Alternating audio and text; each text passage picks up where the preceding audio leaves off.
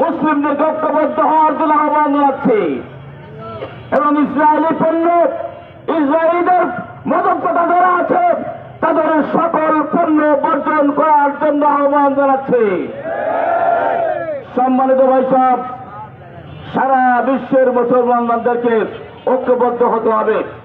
আজ ইহুদি শক্তি, ইসলাম বিদ্বেষী শক্তি, ইসলামের দুশ্মনী শক্তি মুসলমানদের অনেকের সুযোগ নিয়ে তারা একে একে নারকীয় হত্যাকাণ্ড চালিয়ে যাচ্ছে। আমি আহ্বান জানাই, আসুন সকল বিশ্বের মুসলিমরা একতাবদ্ধ হন এবং এই নারকীয় হত্যাকাণ্ডের জবাব প্রদান করুন। সম্মানিত উপস্থিতি, আমরা বিশ্ববিভাগের কাছে এই অতি দ্রুত হত্যাকাণ্ড বন্ধ করার জন্য যুদ্ধ বন্ধ করার আহ্বান জানিয়ে কথা শেষ করছি। এখানে প্রোগ্রামের আজকের সমাপ্তি ঘোষণা করছি। আপনারা আপনাদের কাজকর্ম ফেলেছে প্রোগ্রামটাকে সাফল্যমণ্ডিত করার জন্য ধন্যবাদ জ্ঞাপন করছি।